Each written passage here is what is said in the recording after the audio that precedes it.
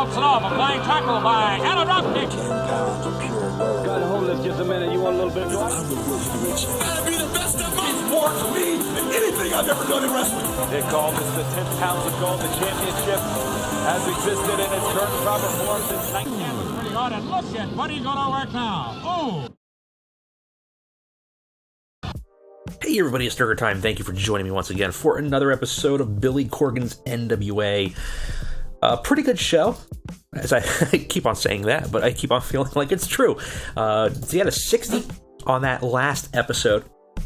Ended with the Smoking Aces ambushing Samoa Joe, and Ace Austin getting a sneaky win out of there, and Ricky Starks seeming to have a breakdown when it comes to the Kingdom, as well as a little bit of drama, with our new hire, Levi Big Rig Cooper, formerly Tucker from WWE, running in afoul of King Mo, and the breakup of Thought Crimes. So, maybe like a slightly story light episode, but it was still pretty solid. One of the things I want to do here real quick is I want to, I think, send Nicole Matthews away. We'll send her down to developmental. I don't think we're going to have any real use for her in terms of doing a storyline. I think we're just going to have her written out. Originally, I was going to have them two beat up each other, and then Madison Eagles was going to kind of get the win and move on to a singles competitor. Well, she kind of already was a singles competitor, but kind of like end that thing that we were doing with them. But Nicole Matthews just isn't there, so it's fine. I don't want to stress on it any longer.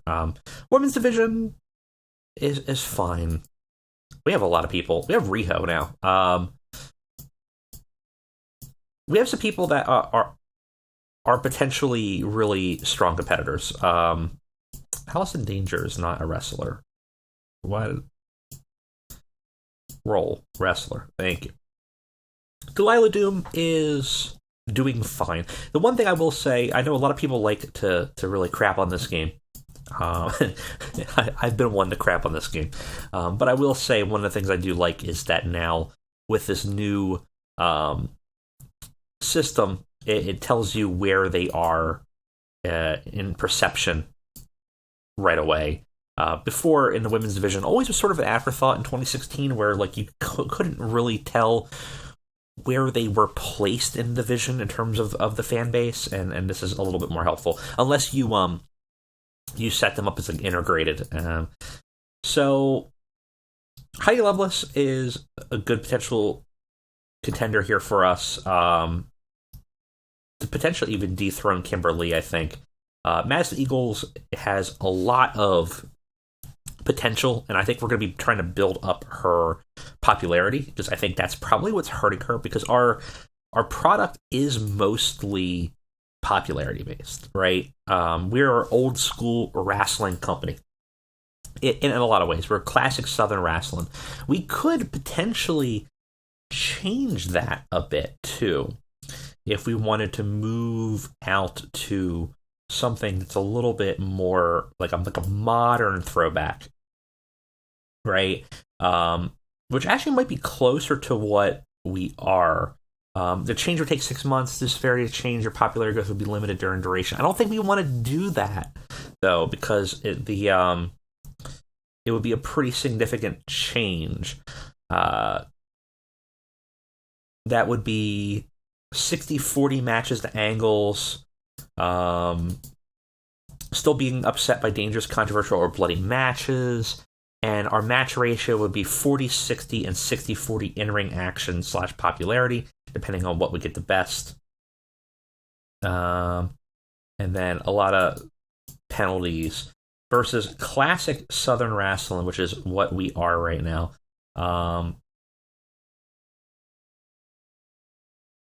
Classic Southern wrestling. Can't find it on here. We'll find it on here real quick.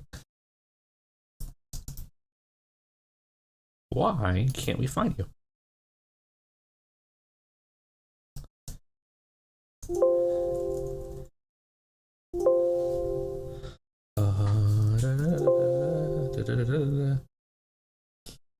There it is. Okay.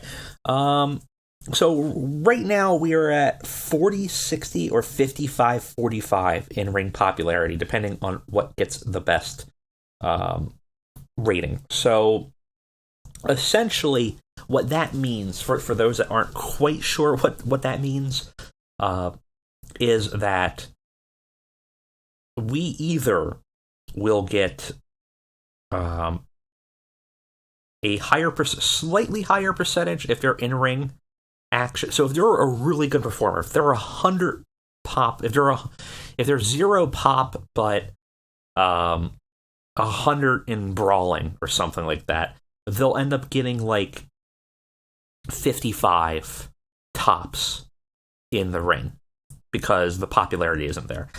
Versus they'll get a slightly higher bump from popularity versus in-ring action because the in-ring action takes a slightly lower preference. So it's important for us to try to focus on the popularity end of our wrestlers. Is definitely going to be a major element. I would really like to move to that modern throwback. I'm not sure if that's something we can do in the editor. I have to imagine not. We could. So I don't want to take the penalty hit, but honestly, I feel like modern throwback is probably like a closer analog to what the NWA is supposed to be, which is a modern company looking backwards, not necessarily a company exhibiting classic wrestling. I'm going to leave that to you guys. Do you think we should move to modern throwback to make it more accurate? Should we stay where we're at? And if we do that, should we just kind of call a mulligan and fix it in the product screen here? Or should we take the penalty to shift our company in that direction? Personally, my personal preference is I think we should change it to make it more accurate to what we think the NWA is, both in how I book and both in the real world, which is both still kind of a modern throwback, right? It's sort of a wink and a nod to the old days, but still with a lot of heavy sports entertainment and then a little bit more work rate, right? But also my preference would be to fix it in the to call a mulligan and fix it in the editor so we don't get that penalty, mostly because I think that's probably what it should have been set to begin with. And I think probably when we set this game up for 2020, we weren't really paying attention, or it wasn't there. It's also possible that that product wasn't there at the start and better represents us. Let me know in the comments, and I will take the, I guess, the most liked or the most prevalent decision in the next episode. Personally, I think we should just edit it, but let me know. Let me know in the Discord, too. So I'll kind of take your guys' feedback for advice here. So we were talking about the roster real quick. So Delilah Doom is fine. We know where she's at in terms of skill as much as we can. Her match history is fine. It's on the poorer side. We know that. Deonna Purrazzo, mixed. Not actually as great as we would want. Heidi Lovelace is a strong wrestler. Kimberly is, I would say, higher average. Madison Eagle probably is one of our best if we can get someone to fight with her. Mickie James, probably one of the best for us. Riho, we haven't tried yet, but I would imagine if we can get someone that has a strong technical background, which we don't really have. Well, actually, Madison Eagles might not be a bad option there. Same thing with Sonya here. Is not a bad technical wrestler, though hasn't really had matches in here that have been overwhelming. And Thunder Rosa is weirdly inconsistent for her. I still feel like her stats are wrong or something. Maybe her popularity needs to be higher. Either way, she's leaving us soon. So we have a decent-sized women's division. This is the one we're going to kind of go with and try to, do something with. Let's see if we we can make it happen. If not, I don't know. We'll figure something out. But I don't want it necessarily be a detriment to our show. But we're definitely going to put it a little bit on the back seat, a little bit even more than we were. And I might just put them more in dark matches or something to build up their skill. I don't know. We'll have to see what we can do with it. In terms of hires, we got Lana is in, currently tentatively named Katerina as a sort of Bulgarian Russian name, so she can't use Lana. We have Thea Trinidad, aka Zelina Vega, though apparently she wrestled under Rosita. I don't know if we go back to that. She's currently set as a manager and occasional wrestler. Tom Phillips is here as our announcer, and we also need him as on-screen personality. I think it was actually the problem why he wasn't showing up before. Okay, I can do that. Perfect. Because what we actually want him for is to do interviews with us and to do some talks. He's got really great microphone work and will probably boost the ratings especially for like some of the female competitors that were struggling in their own entertainment categories. Might have a helping hand with Tom Phillips there. He'll straddle the line and get down to their level, and it'll be good. And then we have Alistair. Tommy End. I don't know what to call him yet. Right now, tentatively, Alistair. I don't know when he'll show up. It might even show up this episode. But we have story plans for him for certain. And yeah, I think we'll just stick with Alistair. I love the name Alistair Black. I think is a much better name than Tommy End. I think it's much more fitting for his character. And I love the inspiration of it being sort of this Aleister Crowley sort of dark, sinister thing that he was going with. I think it was a great name. I would not be shocked, though I assume when he shows up out in the wild, he will probably go by Tommy End. I would not be shocked if he were to just take Aleister or something like that and make that his handle. Very high popularity. He's going to do very well for us. I'm very excited to bring him along. Don't know when I'm going to get him on the show, though, because I think there's things that have to happen. Now, nothing else in the backstage really to go through. So let's just get on with the show and book ourselves another power. All right, we got some signings going on. Looks like AEW might be dropping some people. Right now, he is trying to be picked back up by AEW. AEW is spending a lot of money on talent. $18,000 a month on exclusive. I don't necessarily want Jack Evans, but though I mean I don't think we would get him even if I wanted him. But it's very interesting to see how much money they are willing to dump out. What are they like? They have to be like massively profitable at this point, right? Be able to just be dumping, unless they have like just total mismanagement. What do you got? Yeah, you got $19 million in the pocket. I don't think we could see their finances. I don't know. Can we hit that? Yeah, we can. Yeah, they're making a ton of money a month. Just an obscene amount of money.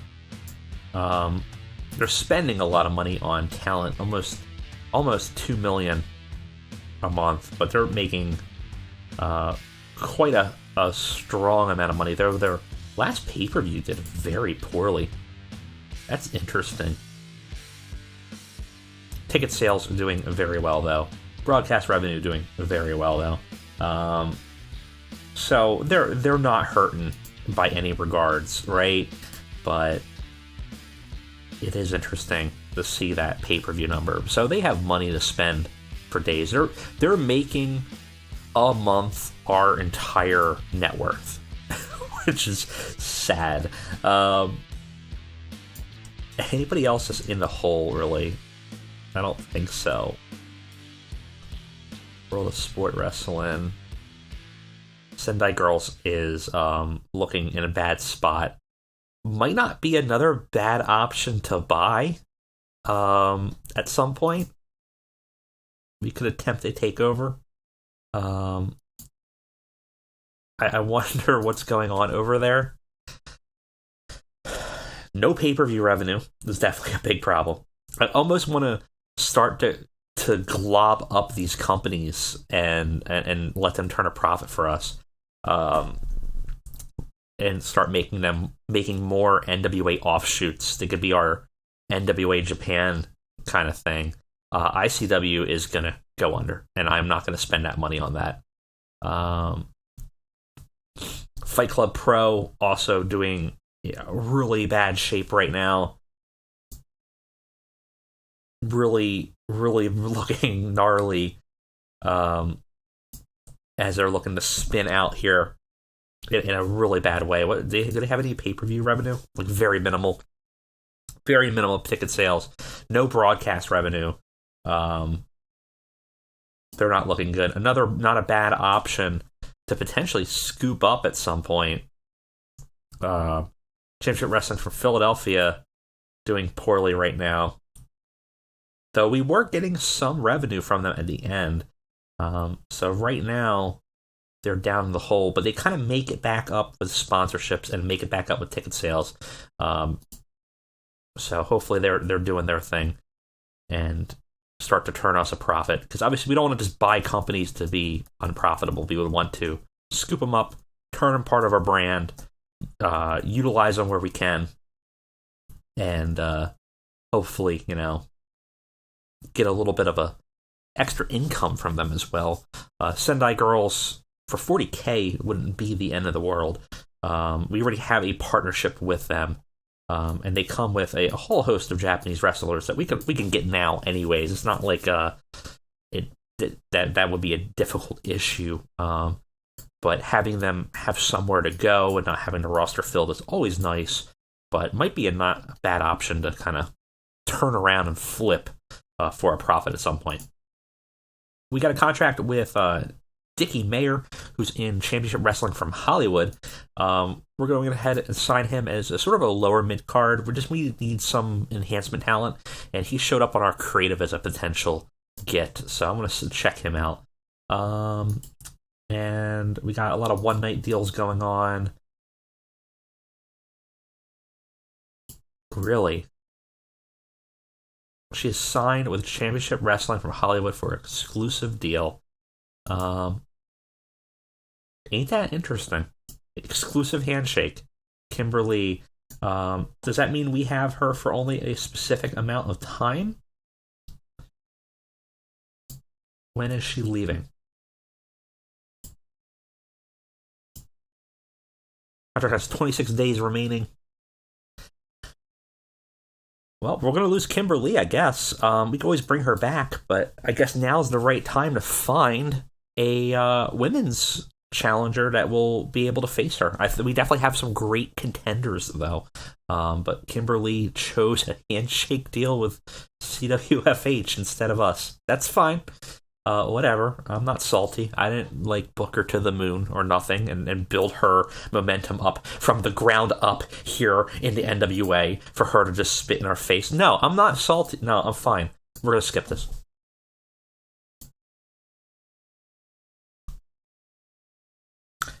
All right, we got no backstage incidents.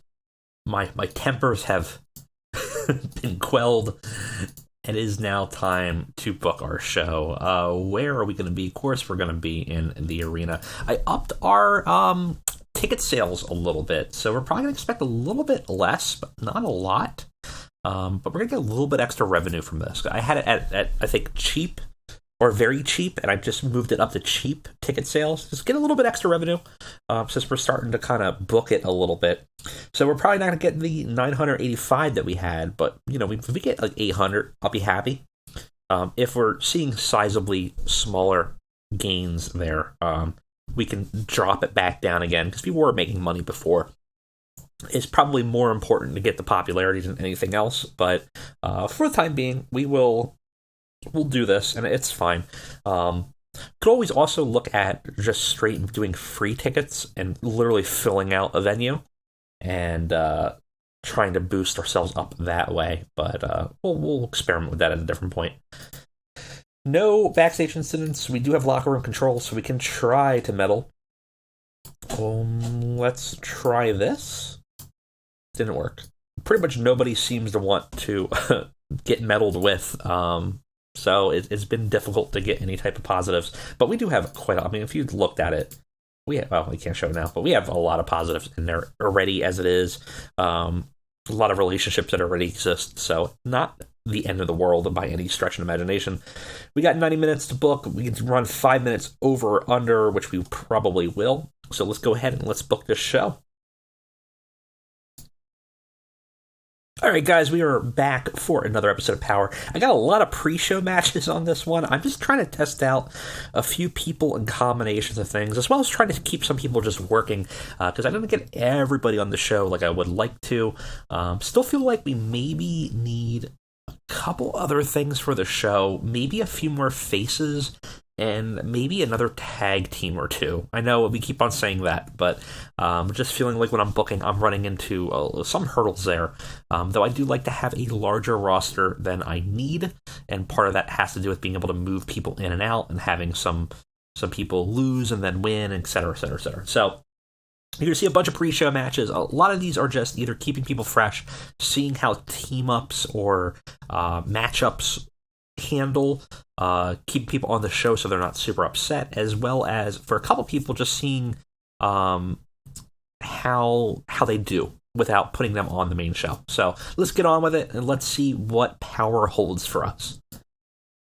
So in the pre-show, we got Riho versus Thea Trinidad. I wanted to see how they did, because we haven't had them on at all, and I didn't necessarily want to put them on the main show yet, though looking at this, I certainly should have.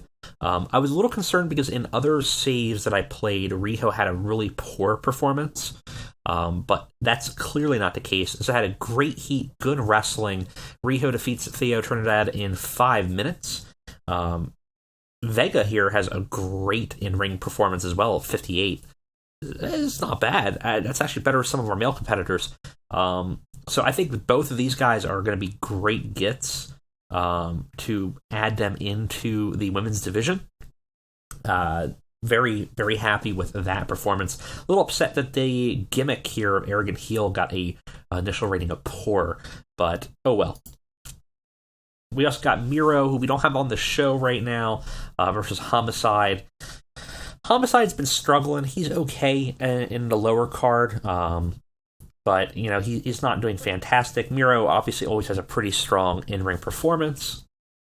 We give Miro the win here. This is really just here because Miro's not on the show. I want to make sure he doesn't feel upset. I don't remember if he was on the last show, but I don't want him necessarily to take a negative bonus for being off of too many. And then we got Warhausen versus Von Erichs. This is mostly because I don't know if it'll work here. I wanted to turn Warhorse and Danhausen into faces. For some reason, they were still heels, and I don't know why. So I just wanted to give them a match, as well as give Von Erich something to do, because they have been off the show for a little bit, despite being our tag team champions. It didn't let me do it. Okay, weird. I guess maybe it has to be on the show for the turn to happen. And then we just had some members of Smoke and Acers versus Tyree and Jason Cade. Tyree keeps on showing up as one of our future hot prospects, so I wanted to give him a win here. His in-ring performance is poor, but everybody here, for the most part, other than Zicky Dice, is not great. But I wanted to give him a few wins here, maybe into pre-show, and just see if we can build him up into something as a future, maybe babyface contender for our mid-card. We start to show off here with a pretty poor match. I should have put this one on the pre-show, but it has a story beat. It's Tim Storm Jr. versus Bowden Austin Taylor. Bo Dallas here is not great. He's got a 39.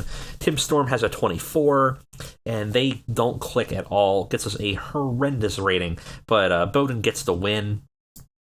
Afterwards, we see somebody in the rafters. It sure looks like Tommy End. He's kind of lurking and watching the match. And Bowden sees him and goes pale like he's seen a ghost. For the longest time, Bowden here has been very calm and collected and positive. It's the first time we've seen some sort of negative emotion to him, and he kind of freaks out a little bit before composing himself and walking away. So there seems to be some type of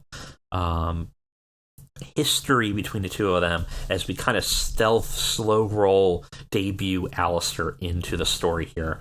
Bowden does well throughout the gimmick, improvising and acting, and gets us a 50. Just much better than the segment we had before. And we got Eddie, always good for a mic promo, outside filming this in the back of the building, not in the parking lot anymore. And it's notable that the Kingdom's not with him. He's sort of talking alone at this point for some reason, and kind of contemplating. And he seems a little more solemn than he normally is. He says, I've been having trouble sleeping. Been seeing a lot of bad shit lately. It's, I feel like my posse's getting distant. I feel like those pains in my back are starting to catch up and get worse. And I've been replaying moments in my head more and more and more, just over and over. They say the definition of insanity is doing the same thing over and over and expecting different results. Well, I guess I'm hella insane, dude. Because I know I can beat you, Pillman. I've been so close so many times. And each time you just find a way to weasel your way out. But that belt is mine. But now, I'm told I gotta get to the back of the line again. Another challenger, another hurdle. Tonight, I have to face Samoa Joe, and that's going to be a hell of a fight. But I'm ready, and I'm not letting anything stand in my way. We ride one last time, Brian, and this time, it's finally my time. So, Kingston's kind of... There's cracks going on here. He's starting to see that how many times has he had to face Pillman and lost? And it seems like it's really catching up to him, kind of. He's got to face Samoa Joe tonight, who's been on an insane streak. A hurdle is an understatement for him, but he seems confident that he can beat him, or at least get a quick win. You only need 3 seconds, right? Doesn't make you the better wrestler, just makes you in the right opportunity, right place at the right time. And I think that's what he's trying to play at tonight, to try to get that. But he's dead set on, getting that one win off of Pillman, finally overcoming those numbers advantages, those little weaseled out moments. And he seems all in on that. He does fantastic without a script. He has the crowd in the palm of his hands the entire time. Crowd got hotter, gets a 61, fantastic segment. And we got a 5-way top rope eliminator tournament. It's basically like a battle royale, but less people. For the women's division championship, number 1 contendership, we got Heidi Lovelace, Delilah Doom, Madison Eagles, Deanna Peruzza, and Sonia Baranato. It's a decent match. Madison Eagles defeats all of them. It was Delilah Doom, then Deanna Peruzza, then Heidi Lovelace, and finally Sonia Baranato. They all do fairly okay. Delilah Doom's the weakest of the bunch, which we knew. The rest of them are kind of middling. Heidi Lovelace had a very good 52. Actually outpaced Madison Eagles at a 48. So we have kind of a good foundation here. We have Heidi Lovelace is pulling off 50s. Riho is pulling off 50s. We got Mickey James pulling off 50s. Madison Eagles at a 48 to 50s, not horrible, much better than our other division. And I'm looking at this, and I'm looking at Deanna Peruzza, and I'm saying maybe deadweight. Delilah Doom, I like having her as a face, but definitely at a 38, feeling like deadweight. So those are sort of our areas of our problem areas with our women's division. But we have Madison Eagles former member of Thought Crimes, now becoming the number one contender. Segment gets a 44. It's not bad. Got the crowd hotter. I'm happy with this. There was supposed to be a interview, but I guess it happens later after that match with Madison Eagles, but that's fine. It'll come in at a different point. Instead, we got a National Alliance Heavyweight Title Championship with Colt Cabana and Ricky Starks. If you remember a couple weeks ago, Colt Cabana said that he would put over Ricky Starks, so we're going to take that opportunity. Unfortunately, they did not click and made for a very awkward bout. Ricky Starks had a 47, Colt Cabana had a 41. Got the crowd buzzing. Ricky Starks defeats Colt Cabana in 7 minutes with a Buster Keaton. Colt Cabana is in a higher tier than Ricky Starks. He is considered a star. Ricky Starks is just considered well-known. So Colt Cabana was willing to give him a rub, and we were gladly going to take that opportunity. And hopefully that helps boost Ricky Starks' momentum. Afterwards, Ricky Starks got some words. After the match, he grabs a microphone and starts going off on the Kingdom. He says, "You are looking at the real future of this business," he says about himself. I joined a group of people a long time ago that were down on their luck because a veteran said that we weren't given the opportunities we deserved and that we had to go out and make them ourselves. Well, I did that. He raises up the Alliance Championship in defiance. But where are they now? Who knows? They're not at ringside. I thought we were supposed to be a united front, a foundation of a kingdom that will last a generation. But, I've come to do some thinking, and I realized that we were really just pawns in a useless crusade by an old man with a chip on his shoulder. I gotta do some thinking, but I can tell you right now, old man, I'm not stepping in line to fight your battles anymore. I'm not going to let my stardom get anchored down by your failures. So very much calling out Eddie Kingston and other members of the Kingdom, kind of calling his shot there and saying that, hey, listen, we formed, we listened to you, and where has it left us? I kind of broke away, started to do my own thing, and look at what I accomplished. What did you accomplish for us?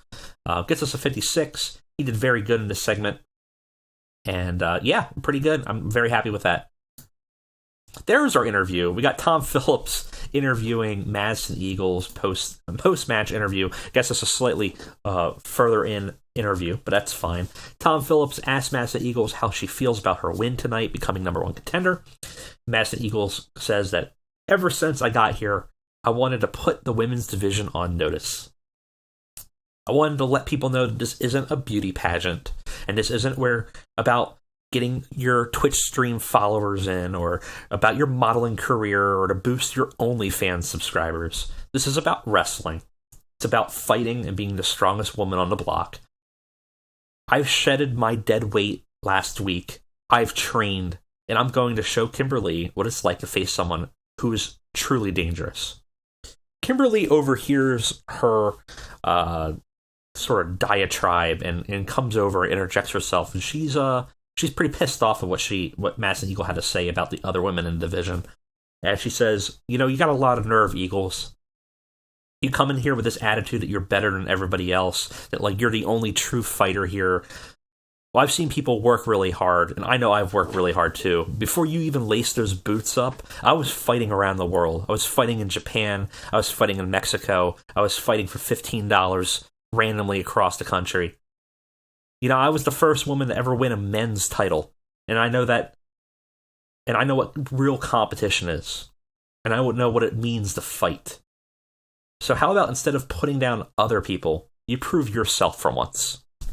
So the two of them getting a little heated. Madison Eagles has long had this feeling of this sort of like F all these people, all these other women are beneath me, I'm the only real person here. And obviously Kimberly's fed up with it, and is kind of standing up a little bit to that whole diatribe. whole perspective that Madison Eagles has. Gives us a 48. It's not bad. Unfortunately, Tom Phillips got an awful gimmick for staff member. Apparently, Tom Phillips just not believable at being staff member. But okay. But I think he did well at probably boosting the segment rating with his microphone skills. So, job well done. We got a match with King Mo versus our new enhancement talent, Dickie Mayer. Wanted to see what Dickie could do and give King Mo a win on the show. King Mo easily defeats him in 39 seconds with a submission. King Mo had a 45. Dickie had a 31. Gets us a 40, which is okay. It's not like great, but we'll deal with it.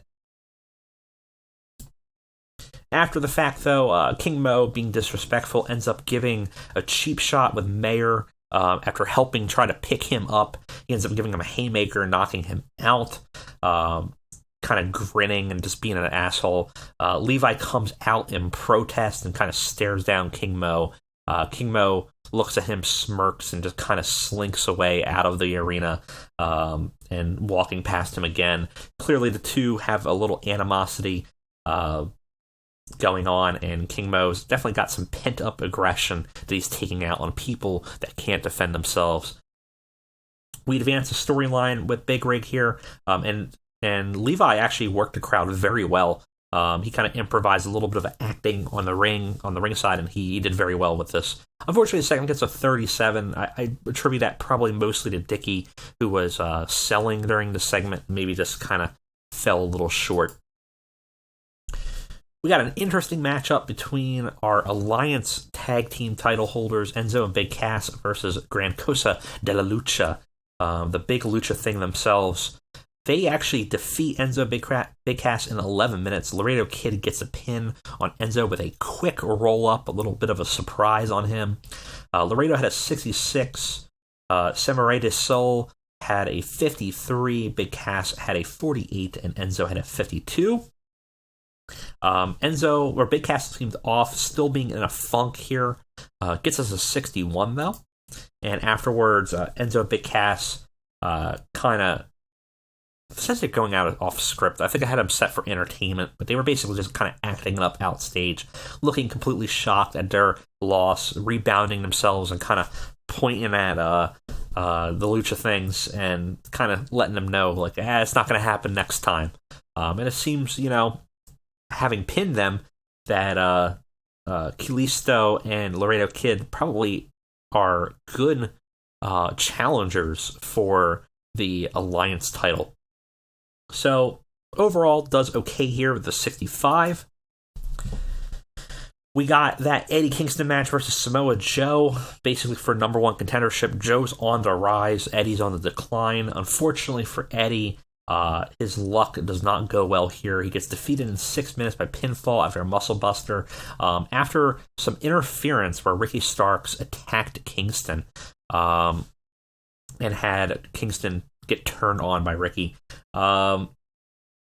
We gain some heat for the All Kingdoms Fall storyline. Samoa Joe goes on to basically number one contendership against Pillman, and we had a 67 here, a very strong match here. Yes, I do want Ricky Starks to turn heel. And afterwards, we just kind of complete the fallout here.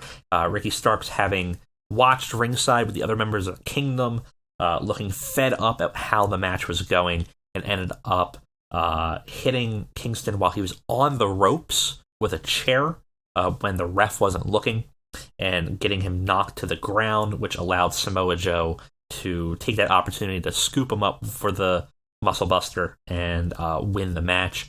And as the other members of the Kingdom kind of are like looking shocked, Ricky Starks just walks away. So, kind of done with the Kingdom, clearly. Done with the group, and calling his shot against Kingston. Ricky Starks clearly just upset at this constant, trying to attempt to one up Pillman and try to get this belt instead of, focusing on other things and trying to maybe better the Kingdom. Ricky Starks seems to have just said F it and walk away. Ricky Starks worked very well with the crowd. He kind of improvised during that segment and did very well. Gets us a 55 here. And then we have a weird main event, Pillman Jr. versus Matthias Breeze, which is a very weird main event, actually. It's 54.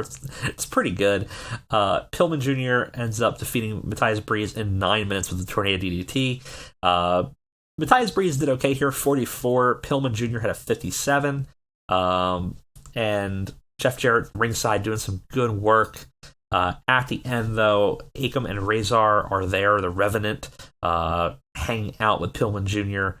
Pillman grabs a microphone. He's looking weird. His eyes are bloodshot. He looks like he hasn't been sleeping for days. His hair's a little bit more unkempt than normal. And he's starting to kind of spittle when he talks. And he's looking just completely unhinged at this point. And he screams in the microphone, "Ace Austin, come out here." And he starts to ramble. The Revenant grab Matthias from the ground and drag him up to his feet. Austin appears looking kind of confused by this whole situation. And Pillman starts to kind of ramble, generally incoherently. It's like, "Oh, I know, Austin. You want this belt. I can see it in your eyes. I've been hearing what you've been talking about backstage. Well, nobody's taking it from me. It's mine. Do you understand? It's mine."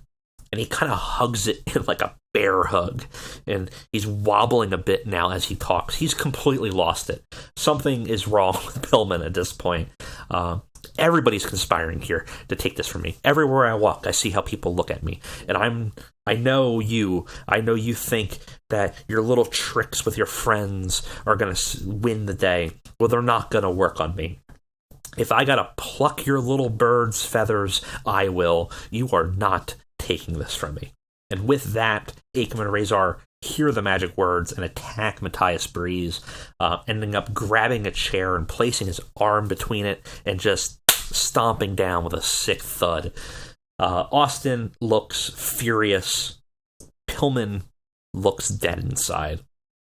So Austin obviously would love to challenge for the title, but Pillman, I'm not really made that call-out shot. Pillman's just losing it and thinking everyone's conspiring against him, and has injured now Matthias Breeze in an attempt to weaken the Smoking Aces. Ends the show with a 58 for the segment rating. It's going to be a bit of a weaker show, probably like a 57, but that's okay. We moved some storyline stuff here. Let's see what we got. Yeah, 57. Gives us a 25. Like I said, some weaker areas of the show, but overall not too bad. And we're getting a much darker, weirder Pillman as he continues his reign, and starts to become paranoid about everybody around him. All right, what do we got going on here in the news before we wrap it up for today? Not a lot. Some extensions, nothing that really affects us that much. Got a pay raise request from Jimmy Yuta, who's I think in Championship Wrestling in Philadelphia right now. We'll go ahead and do it. It's fine. Sends you with that. It's fine. Allison Danger says Dick Mayer has poor in-ring psychology, probably not worth keeping around. Well, okay. And we got a 0.05 for our TV show ratings, which is not horrible for where we are at right now. And that was it for us today. Pretty eventful show. We have our next pay-per-view, Spring Stampede, in 2 weeks, and another 2 powers before that. So we still have some building up to go to, but we know kind of where we're starting to build. So I'm liking what we're doing there. Yeah, pretty eventful show. Thank you guys for hanging around for this long episode, and I'll see you next time.